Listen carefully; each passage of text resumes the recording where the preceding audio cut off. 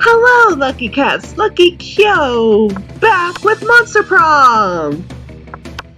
Let me turn the music down a bit. There we go. Now, as you may know, last time we played, we went for William. Not William. Sure thing. Liam. My bad.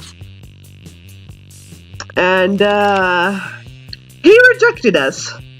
Pretty hard.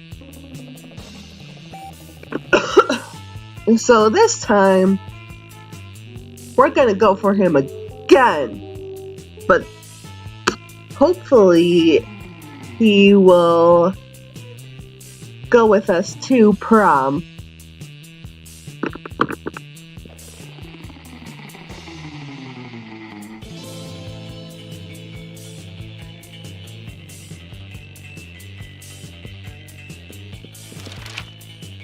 Let's start. You're elected president for the day. What's your first law you pass? Trivia fact, presidents don't pass laws, so this is a trick question. Or are you just being an idiot? Be a visionary. What will the next big social media craze be? Arbert. From now on, a socially awkward guy named Robert will do everything he's commanded to do through the app by its users. Bullshit. It's Facebook, but every time someone shares news that isn't supported by real facts, they're text. Greek agoras, like literal Greek agoras, reinstated in our cities. Arbert.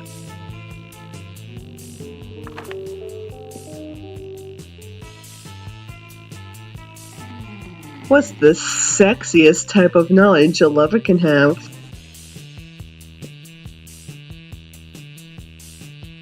Yeah, obscure 80s movie trivia. So I have that. Bonus on Liam.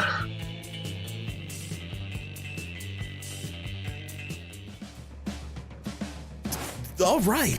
No, hey. Time to be bold because, oof. Look at that boldness. That day you skip class and just hang out in the bathrooms because you respect no authority. I guess some people just want to watch the world burn by skipping class and hanging out in the bathrooms. You give zero shits and but you gain 2 boldness. Later that night, you're out bar hopping with the 2 hippest monsters you know, Liam and Polly. The evening comes to a grinding halt when you're denied admission to Club, thus named for the giant club carried by the bouncer, who is currently denying you entry. How unsatisfactory. My modus operandi is to be the instigator of exclusivity, not the victim of it. Don't worry, I got this. Hey there, handsome. Interested in some hot ghoul-on-ghoul action? The bouncer snorts. I can see right through you, Casperina. Move along. Ugh. Who does that douchebag think he is? Keeping us out of the club like it's his job or something. Both Polly and Liam look at you expectantly. Now's your chance to save the night. Incite a revolution. The proletariat will own the means of inebriation. Start a better party right here. A naked party. You turn to a nearby trash can upside down and use it as your podium. You talk of justice, you talk of revolution, you talk of affordable bottle service. Tears fill everyone's eyes, especially Liam's. On your signal, the waiting crowd rushes Club. The Bouncers Club is no match for the will of the people. Hey, nice going. BRB, I'm gonna steal all the vodka while the bartender's still on fire. Was that Sergei Postovsky's rallying speech from Padina Goblina? It was! Who knew that 17th century Russian goblin literature elective would get you street cred? Looks like you're storming your way into Liam's heart. You gain 2 smarts and 1 charm.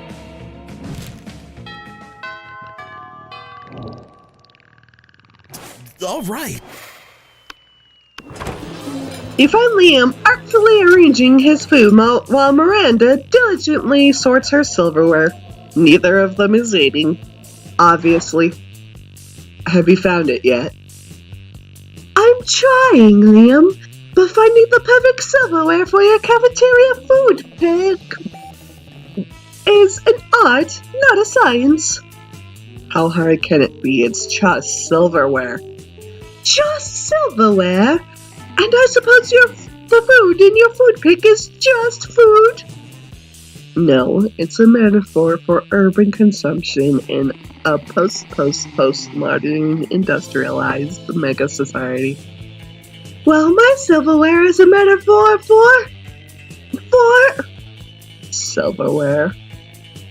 Yes, is that not enough?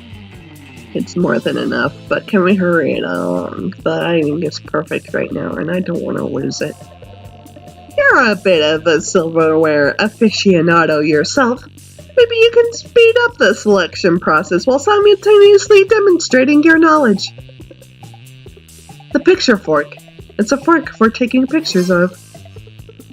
The picture fork? Miranda, why didn't you suggest the picture fork? I don't know. It seemed too on the nose, and a fork does not belong on one's nose. But look at this fork. It's so vintage. Slightly tarnished silver. A pineapple fillet. Yes, it was manufactured thusly by the palace quaintsmiths. Don't tell me that. It makes it less authentic. Just place it in the correct location for my food pick. Very well, the correct location is across the plate as if left haphazardly while enjoying a delicious meal. So nonchalant. I love it. Liam's so impressed with your selection, he spends hours with you after lunch, picking out filters. You miss class, but it's worth it.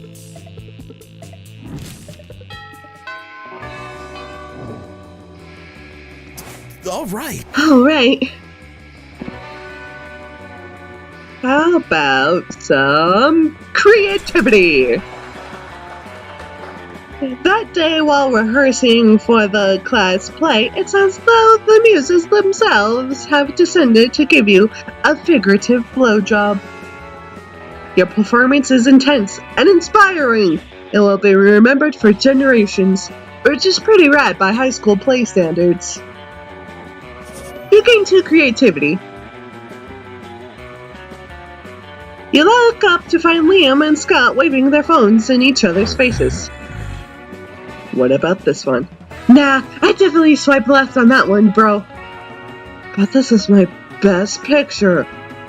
But it's not even a picture of you. It's just a photo of a stop sign wearing a top hat. It's artistic. I don't know. Maybe if it was a picture of a fire hydrant. Well, it's not as if your pictures are in any way superior. What have you been doing in this one? Smiling? Let's see. Unacceptable. But I like smiling! Are you sure it's wrong? Of course I am. Look, I'll even bring an impartial third party. You're renowned for your Tinder success. What's your secret? I don't smile with your face. I also draw a smiley face on my bare chest. I shock and amaze them with my custom Instagram filter. Sepia Mustache Enigma. sepia mustache enigma I've never heard of. I mean, of course I've heard of it. I'm the only one who's ever heard of it. But I got a new phone, so my settings got all messed up. Do you think you could transfer it to me? Liam is clearly impressed by your filter game, but don't expect him to ever mention it again. You gain 2 smarts and 1 creativity.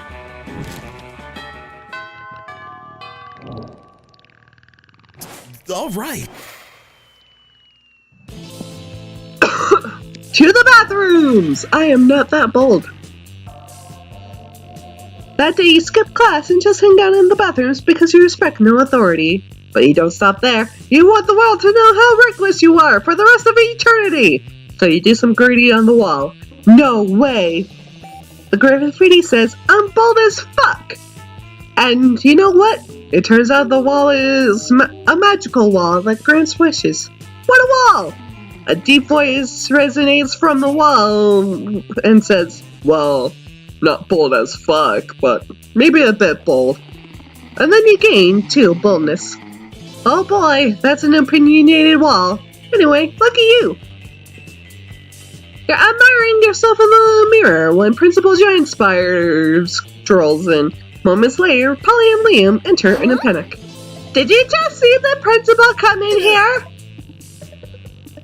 I know. We're done for. Unless... Which stall did you go into? That one! That's where we... hand all our Molly for the upcoming music festival. Okay, Liam, be cool. It's fine. As long as he doesn't check the toilet tank for some weird reason. From the stall, you hear the principal say, and now to check the toilet tank, as I always do, before using the toilet. Curses. What's this? Says the principal. A plastic baggie full of small white pills. Could this be drugs? Principal Giant Spider bursts from the stall, clutching the bag in his dreadful fangs. Unacceptable! Unacceptable! He chitters. Before you've even had time to make a plan, you hear yourself saying, those aren't drugs, they're tiny spider eggs. We're raising spiders from babies because we love them so much. They're an illusion created by the drugs you're on. They're tiny spider eggs. Principal Giant Spider is deeply moved by your commitment to spider kind. He asks what else you have done to advance the cause of the monstrous spider in this harsh anti-arachnid climate. I never buy the synthetic webs for my Halloween decorations, only organic homespun. And I sometimes possess people and make them vomit bugs. My quintuple great-grandfather was a mummy. It's a family trait. You wouldn't understand. Principal Giant Spider awards you the Arachnoid Medal of Horror for your contributions to spider kind. More importantly, he gives Liam and Polly their drugs back so they can raise the little darlings right. They swallow the drugs as soon as he's out of sight. You gain 2 smarts and 1 charm.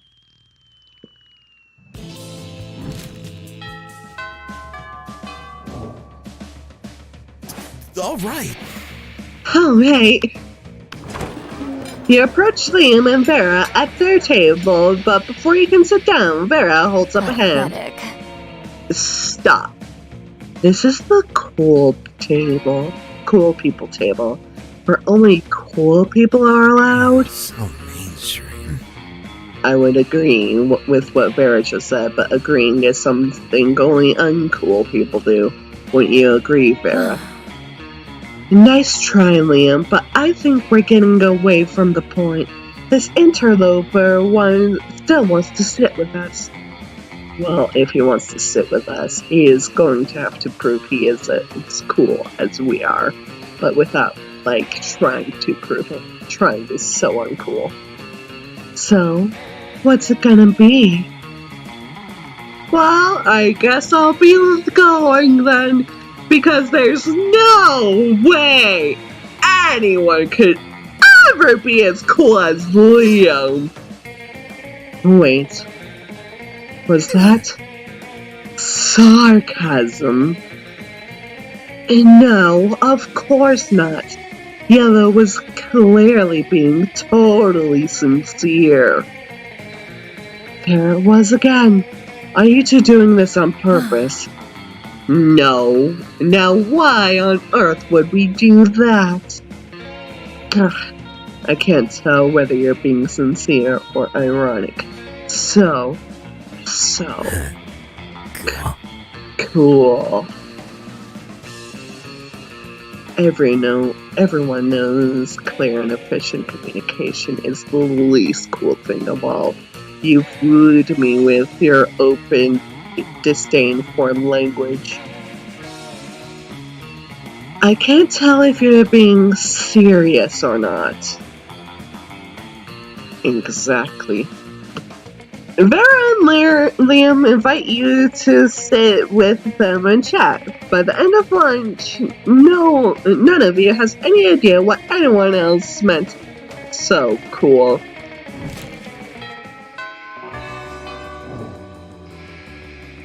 All right. All right.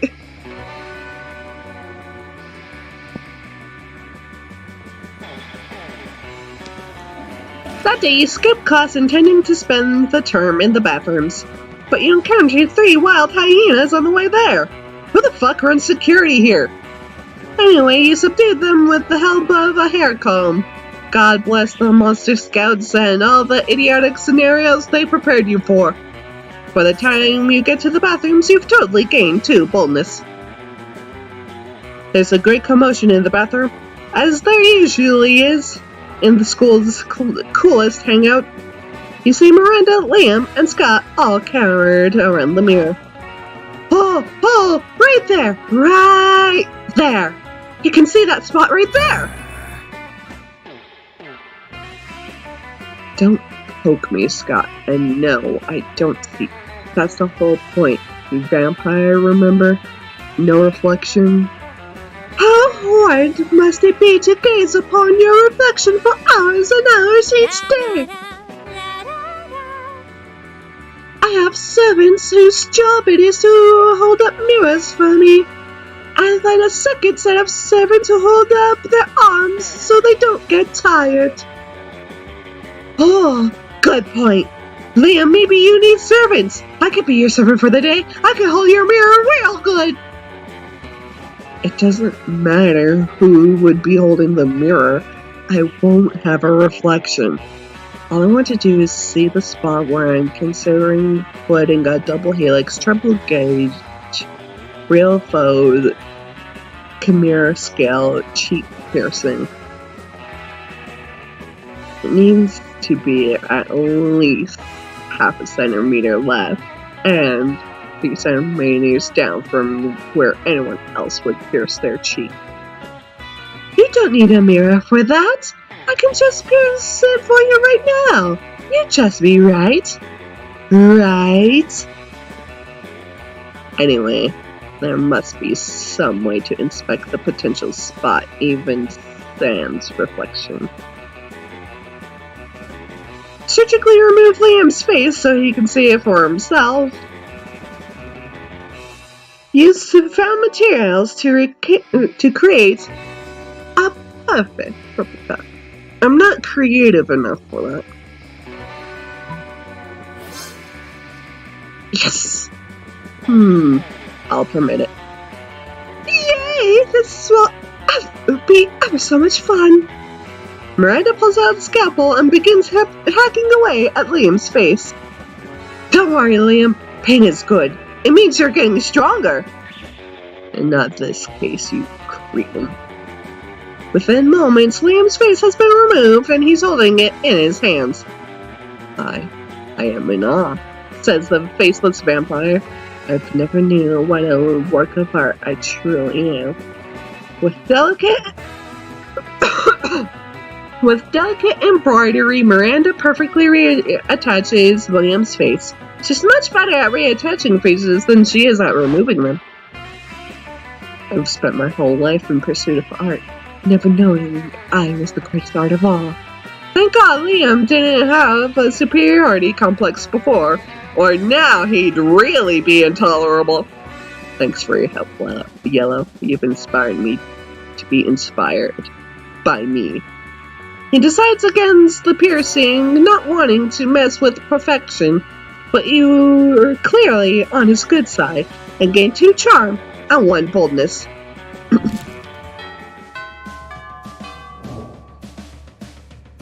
All right.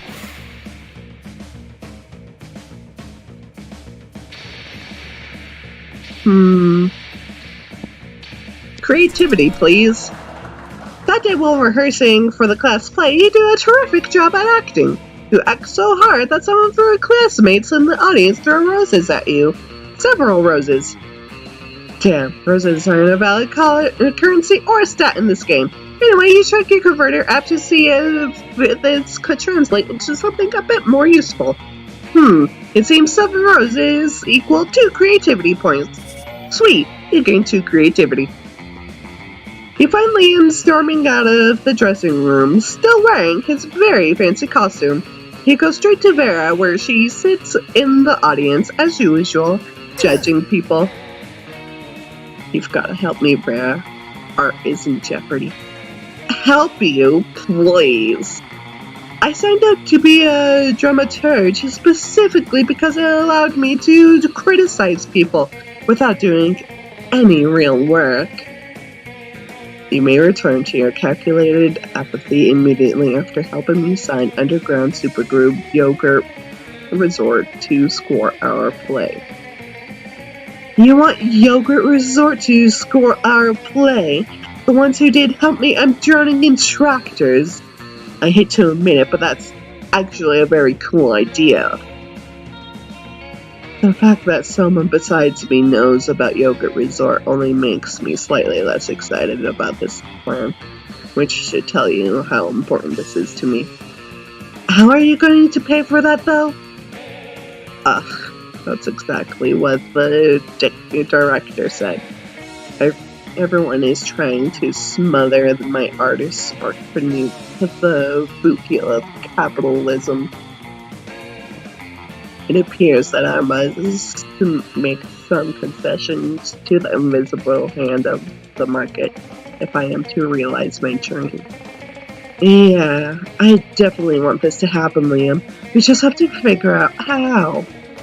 Have a bake sale, but with cocaine instead of baked goods. Tell them we're all orphans, and that this is a charity event.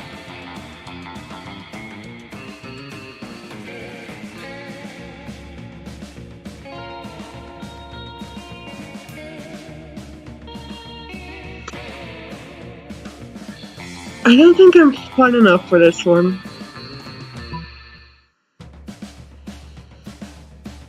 Okay, but what if this is per person instead of per trait?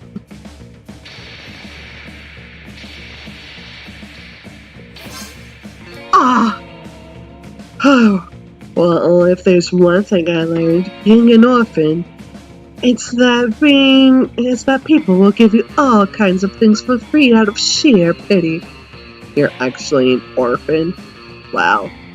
I feel so ashamed. Yes, I'm very offended.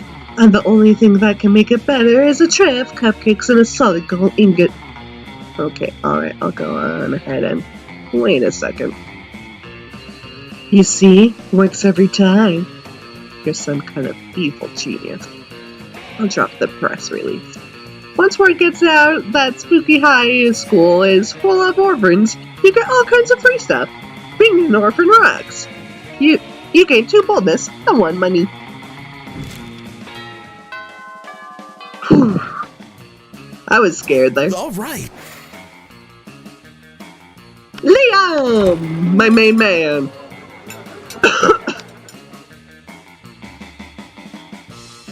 You find Liam taking pictures of his food, and Scott taking pictures of also Liam's food? Yes, Scott, snap away. My artistic planting is too magnificent to ignore.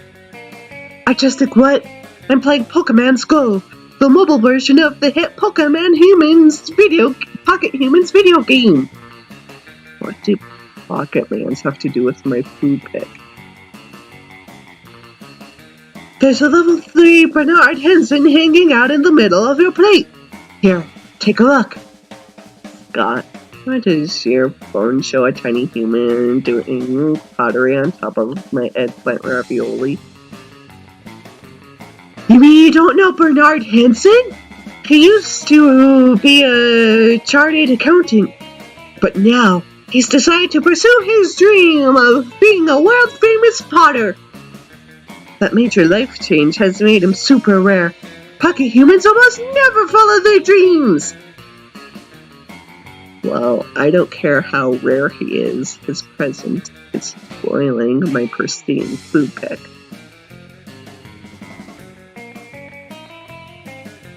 Spoiling it? But pocket humans are way cooler than a boring old food pick! You take that back. Uh-oh, tempers are running a little high. Looks like it's up to you to settle this dispute. Scott's right, Liam. Why take a normal cliché food pick when you could take a food pick of Scott capturing a Pokemon off your food pick? Scott, look over there! There's Stuart Hogarth on top of that pile of mashed potatoes!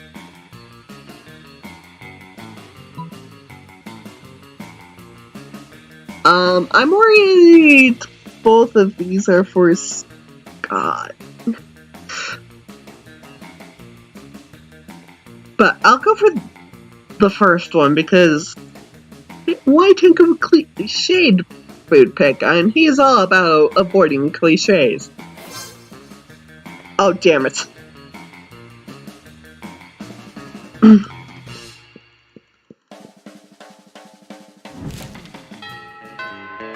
I knew I should have gone for the second one! All right.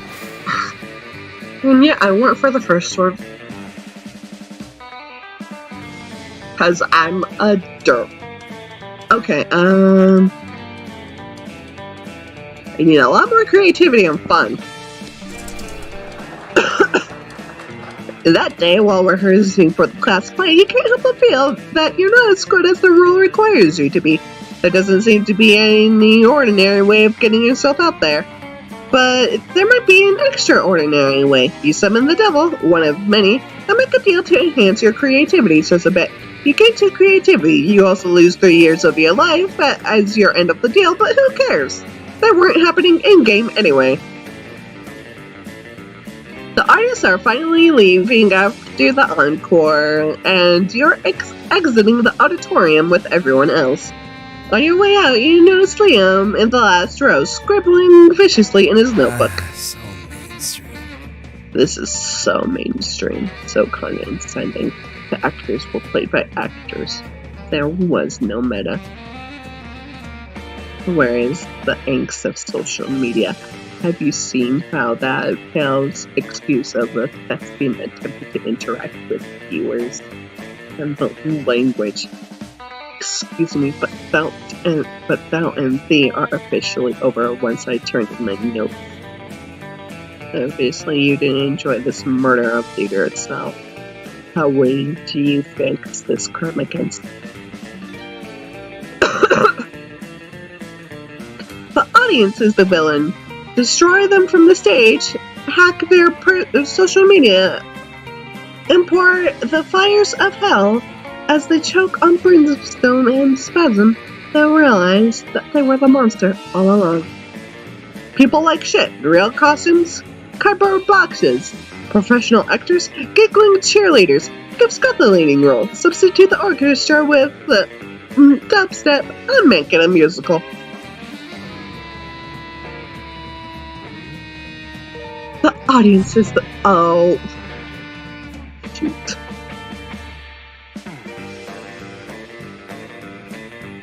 Attempting to shock an audience with the visceral and carnal is what brought about the demise of theater in the first place. Should I desire to satisfy my blood warriors, I can just visit daily, unless there's abundant in RWC, thanks to Polly. You went for realism in this day and age? You killed theater. You lose 2 smarts and 1 creativity. That's okay, I was way too smart. Could've used that creativity though. Actually, it looks like I'm more evened out now. That day during recess, you start a half-hour rave that goes full crazy. You have no idea how it escalates so much, but at one point there are like 300 people. Someone summons demons from a nightmare dimension. The consequences might distort the fabric of reality itself, but who cares? It's a ride party. You can too fun. Suddenly, you hear Scott cry out, "Liam, look out!" You turn to see the source of the commotion. Scott has accidentally thrown a football straight at Liam, who is peacefully reading in the grass. Liam looks up to see the football and freezes. "Liam, you gotta move! The ball's gonna hit you!" I can't, or I stalwartly refuse to hold my reflexes in any way as a protest against sports. It's a good thing Scott threw the ball so incredibly high. It means you still have a few seconds to act. How will you avert this calamity? Throw yourself in front of Liam in a heroic, slow-motion rescue maneuver. Try reasoning with the football. I'm gonna try reasoning with it. Damn it! You step between the ball and Liam and ask if this is what it really wanted. If this is what it wanted out of life. You're talking to a football, so obviously the football says, "How dare you question my career path? I've worked hard to get where I am today, and I'm going to work even harder to get where you are today." With that, the football hits you straight in your smug little face. Ow! Did you just try talking to a football? Why on earth did you think that would work? Yeah, bro! Everybody knows footballs are super stubborn! I didn't know that! Everybody but you, apparently. You lose 2 smarts and 1 charm.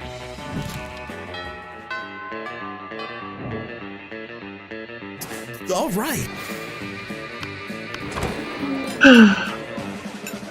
I have a feeling. You take your seat between the strongest and the smartest men you know. Liam appears to be taking a very intense picture of some bizarre-looking food.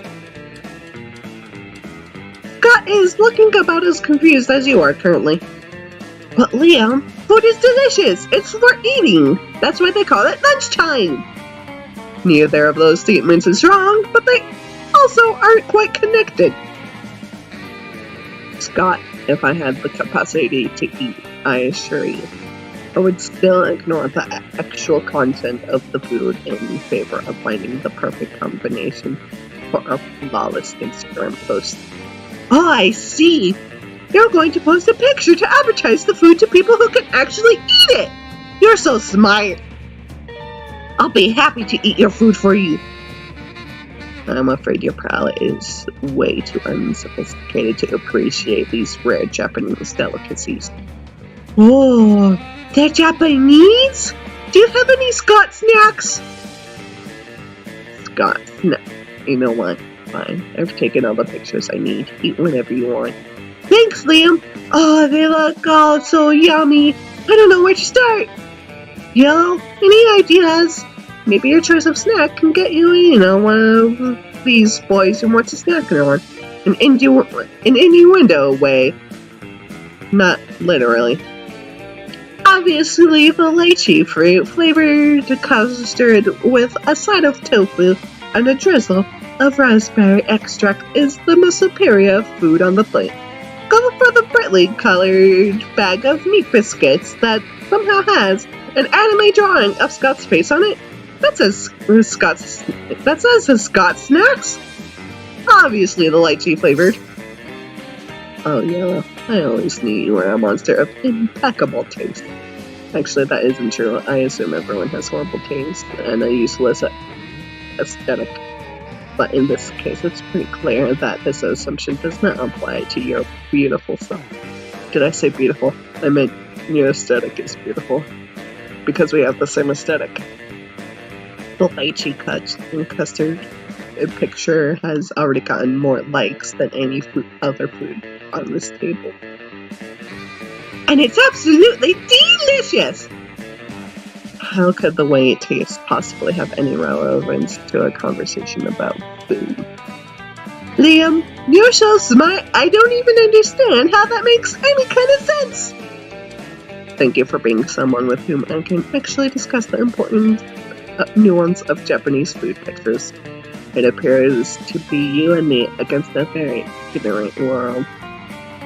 Yeah, stupid everyone else for eating their food and not taking pictures.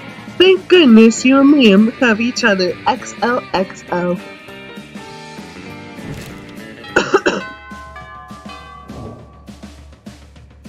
All right. All right.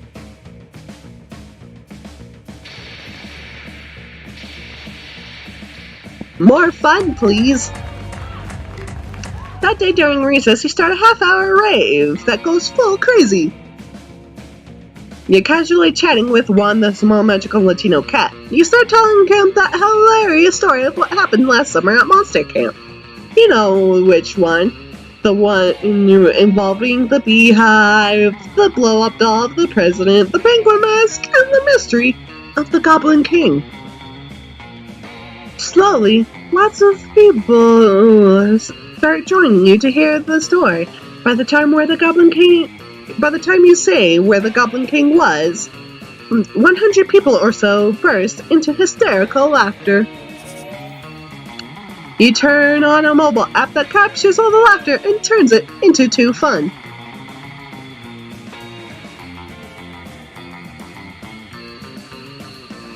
As the party rages hard, you see one person looking less than enthusiastic. Miss Ray, it depresses me.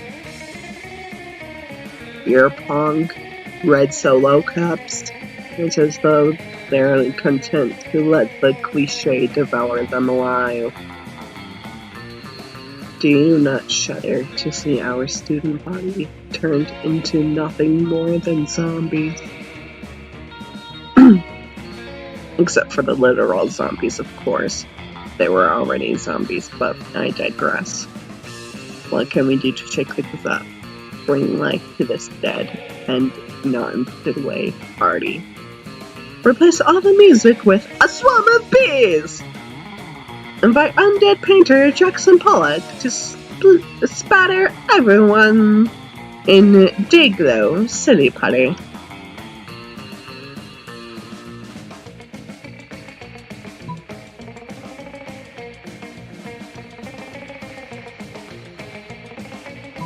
Swarm of bees? Of course, the same boring mainstream song droning on and on. Something must be done to disrupt it. And what's more inherently disruptive than bees? Nothing! You get to work at once. It doesn't matter how you get it done. The point is, you get it the fuck done! The music is now bees. Instead of mindlessly repeating the same choreographed dances, the students dance with the youthful vigor of a group of people being stung by bees. Now this is unique. We are witnessing the birth of a new cultural phenomenon. Soon the whole world at school will be, dare I say, buzzing about it. Liam is so thrilled he actually made a pun? Unbelievable! You gain 2 creativity and 1 boldness.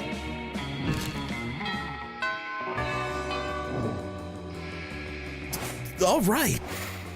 All right. That day during recess, you start a half-hour rave that goes full crazy. You spot Juan, the magical Latino cat. Seems a bit sad.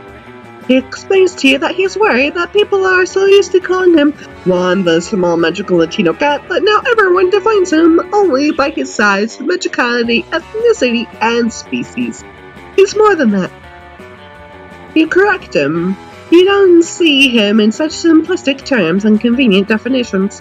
It's just that there are around 23 other different ones in the school, so adding all that to his name is quite necessary. You tell him you'll never forget about him and the crazy adventures you both lived together in Monster Prom's prequel, Monster Middle School. You had a great time remembering those crazy stories. You gained 2 fun. You see Liam staring at his cell phone, sighing deeply. Maybe one of his favorite bands is signed to a mainstream record label. Or the exact shirt he's wearing is featured on a magazine cover.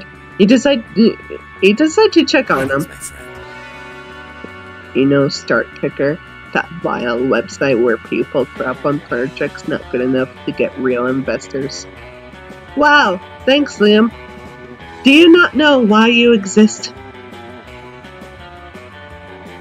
Well, today I found something of some interest. A time machine. I mean, it's clearly another terrible overpromise that will be released at least a decade after the due date. And in the end, it will be way shittier than promised, like a toaster attached to a clock. A toaster attached to a clock? Genius! You discreetly write down the idea in your $1 million notebook. Let's see if you can beat those guys to market.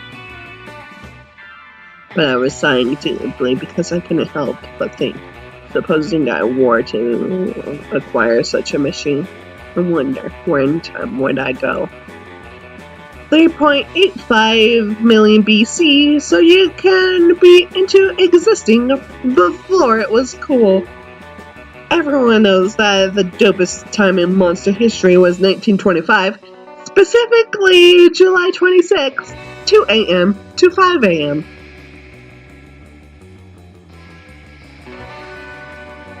3.85 million BC, so you can be into existing before it was cool. Yes, of course. The ultimate coolness. I would be ahead of the curve, because there would be no curve yet. Wearing suspenders and a bow tie. No one's done that yet because no one else exists. Breathing here, so cliche. Authentic. Breathing in 3.85 million BC, revolutionary, never done before. Best of all, no one will criticize my vintage eyeglass collection because there won't be anyone. William immediately funnels all his money into the time machine project for the sake of your budding romance. You hope the creators never ship. In the meantime, you gain 2 smarts and 1 creativity. Ooh, look how well-rounded I am now. All right. You approach your chosen table. You see Liam carefully framing his artfully arranged jelly dessert to a transcendent food pick when FLODPIC, ride those picks to victory! What does that even mean? When I say food, you say pick. Food, pick. No. Food, pick. Enough. Stop. 2, 4 picks, 8. But do we appreciate food picks? Food picks. Go! Cease this incessant chanting this instant. What? But I'm trying to help you take the best food pick. You've been trying to take this food pick for like 20 minutes now. You gotta snap a pick so you can eat your tasty food. I don't eat, Scott. I only order this food so I can take pictures of it, and you're not helping. Oh, bro. I know. My cheerleading isn't good enough. What I need is a cheer partner to take me to the next level. No, what you need is the swift kick, but it's too late. Scott's already chosen you as his cheer partner. Now it's up to you what the 2 of you will do. We gotta pick Liam up and toss him in the air. It's the only way to really amp him up. Liam's food pick or art. So we gotta use art to cheer him on. The quiet art of mime. He leads Scott in a totally artistic, totally silent mime cheer that involves an invisible rope, an invisible dog sled, and an invisible hot dog buffet. He eventually leaves Scott trapped inside a tiny box to move with Liam to another table. Thanks for saving me from that true food photography, or as I call it, the photography. his ailments cannot be rushed. Are you sure he's okay over there in that box? You're pretty sure he's fine. You let him out at the end of lunch, and he licks your face. But most importantly, Liam tags you in his triumphant food pic. Is this for real?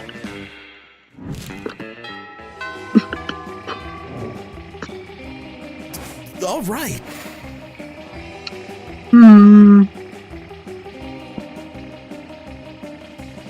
Charm and fun.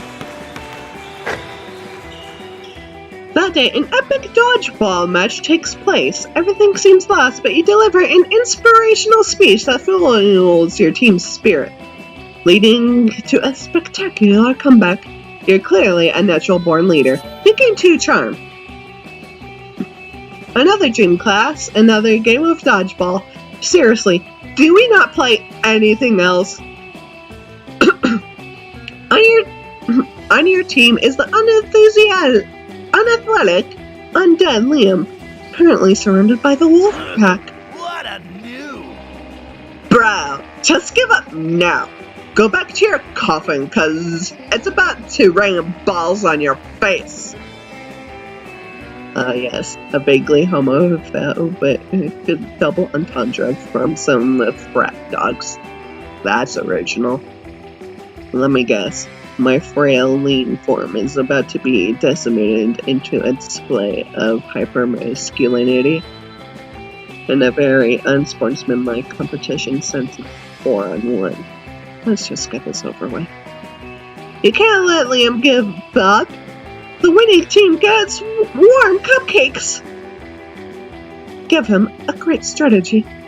You're a vampire. Play dead. Turn into a vampire bat. Bite them. Give them rabies.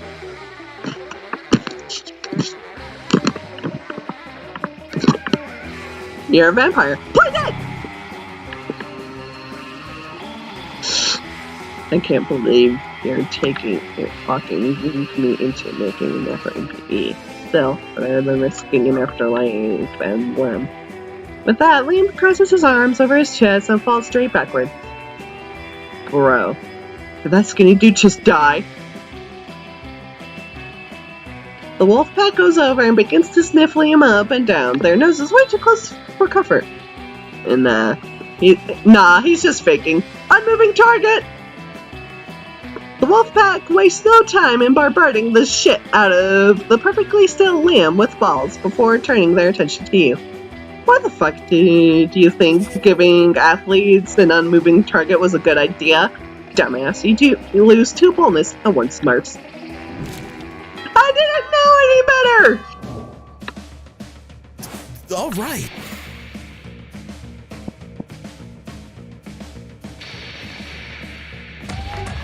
That day during recess, you start a half-hour riff that goes full crazy. You're talking to one of the small magical Latino cat when he tells you that you won't ever be as fun as Bob the Scary Clown.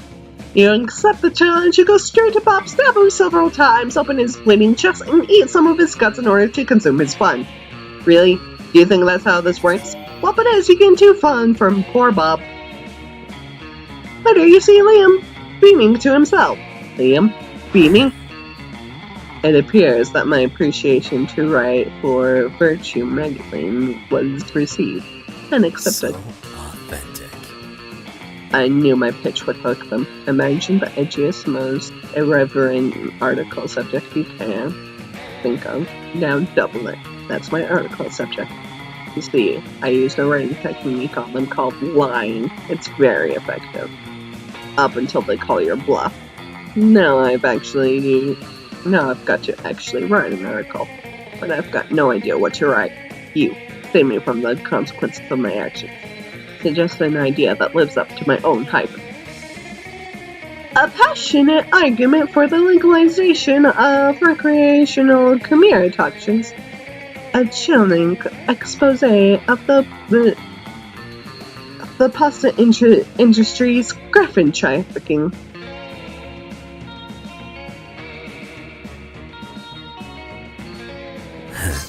Yes! Cool. Thank you, Charm! Ah, yes. Kim Cam. the champagne of hard drugs, 100% lethal after 2 doses. But those 2 doses, wow. I've heard that it maybe has exciting new medical applications such as euthanasia and fucking you up so bad you forget what's wrong with you. Why even have I been known to indulge in a little kim from time to time?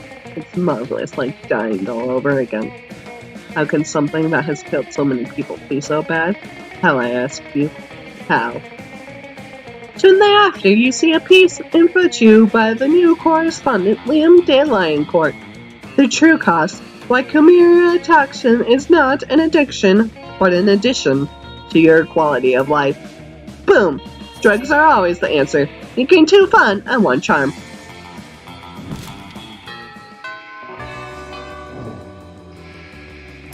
All right.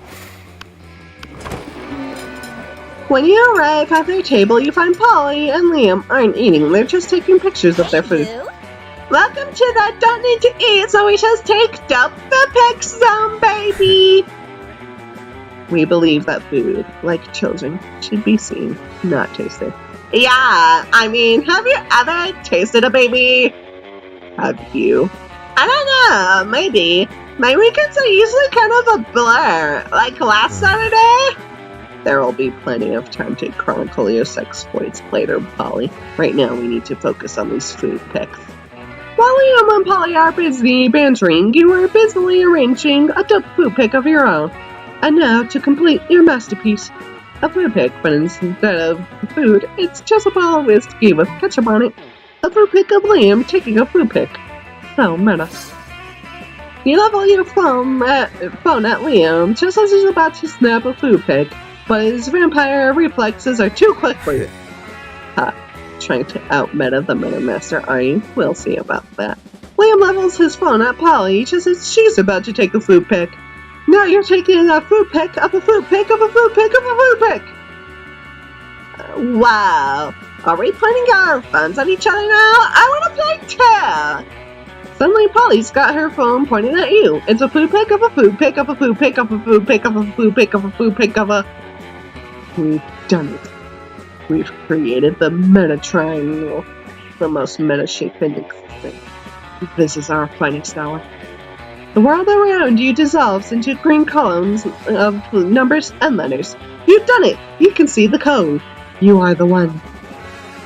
The programming of the video game you are in awards you by raising your relationship points with the character known as Liam.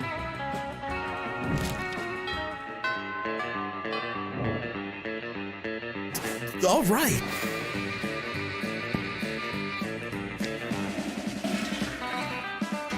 You skip class. That day you skip class and just hang out in the bathrooms because you respect no authority.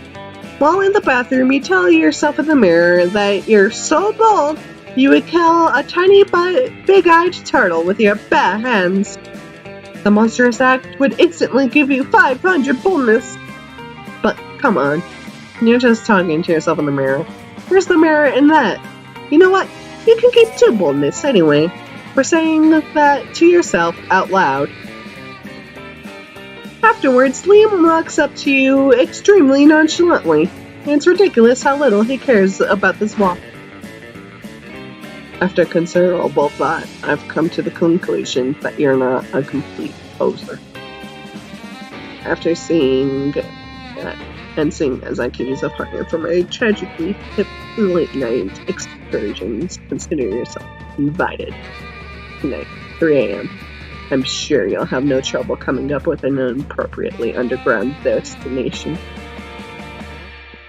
I mean, it's not like I don't know any cool places or go or anything. I just want to give you an opportunity to prove yourself. Liam vanishes in a cloud of mist and angst. You've got 12 hours to just choose the trendiest spot nobody's ever heard of. Monstropolis, the most exclusive new nightclub. Asterisk. The hottest, most underground nightclub of all. The Earth's core.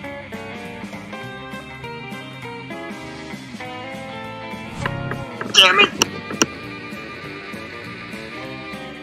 But now you pick Liam up in your giant mechanized drill machine and head for the club. There is no club at the center of the Earth. It's just the center of the Earth, a molten ball of iron and death. What do you think this is gonna do? Oh, he's not gonna take me to prom again.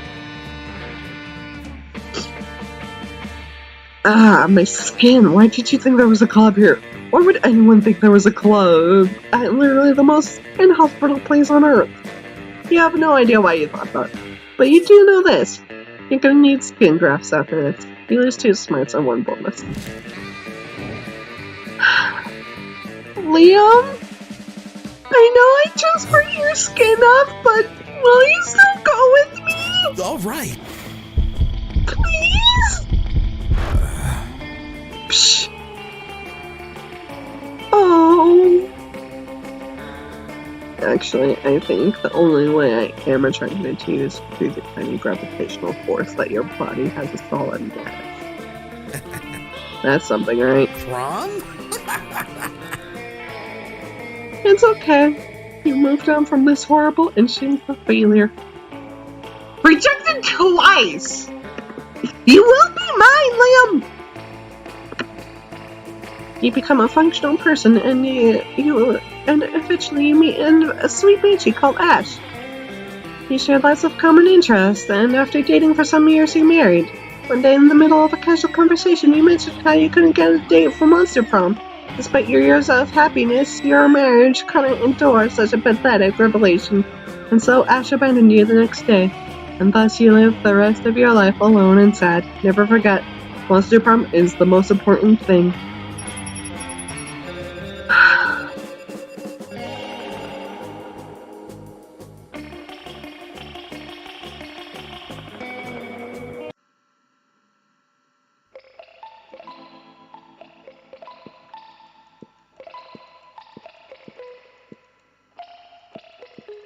Yeah.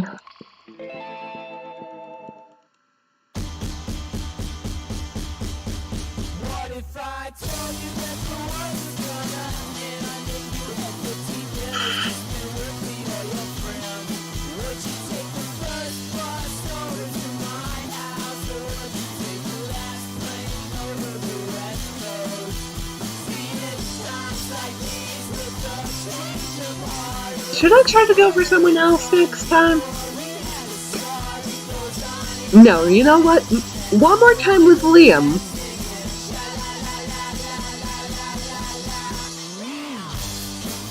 Because him rejecting me twice, it's just a coincidence.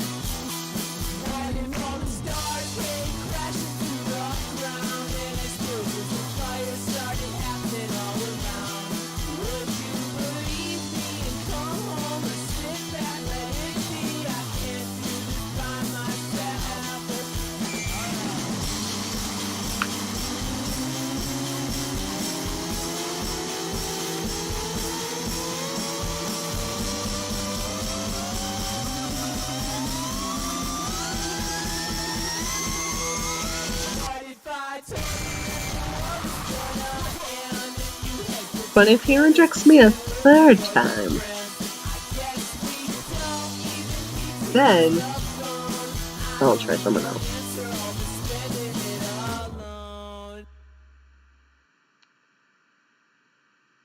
But that will have to wait until next time. So I'll see you in the next episode. Stay lucky!